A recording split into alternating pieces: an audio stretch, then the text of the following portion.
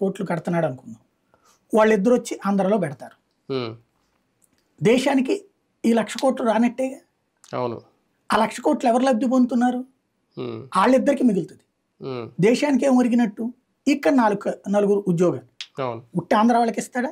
వాళ్ళకి నచ్చిన వాళ్ళకి ఇచ్చుకుంటాడు. దేశం నలుమూలల నుంచి అంటే వచ్చి దాంట్లో కూడా ఏదో ఉన్నట్టు 30% స్థానికత అని అదేం ఏమీ లేదా? లేదు అది. ఉహు, ఉమ్, ఒకవేళ పెట్టినా పోనీ 30 మనకి ఇస్తాడు, 70 బయట నుంచినే తెచ్చుకుంటాడుగా. అవును. ఉమ్, అప్పుడు ఇంకేముంది తేడా? మనోళ్ళు ఇప్పుడు వెళ్ళి అక్కడ ఉద్యోగం చేస్తూనే ఉన్నారు, ఉమ్, అవును. మన ఊళ్ళో కాకుండా అక్కడ చేస్తున్నారు, అంతే తేడా. అవును. ఉమ్, సరిగ్గా చెప్పాలంటే అదొక రాజకీయ అంశంగా వాడుతున్నారు. ఇప్పుడు ఒరిస్సా వాళ్ళు ఎందుకు వాడుతున్నారు? ఉమ్, నవీన్ పట్నాయక్ ఓడిపోయాడు కాబట్టి. అవును. ఇంతకాలం ఎందుకు అడగల గట్టిగా?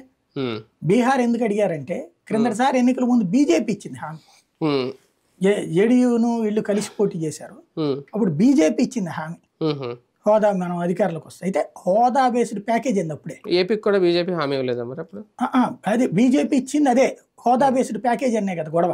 అప్పుడు ప్యాకేజ్ అని అన్నారు. అంటే బీజేపీగా హామీ ఇవ్వాలి ఆ రోజున.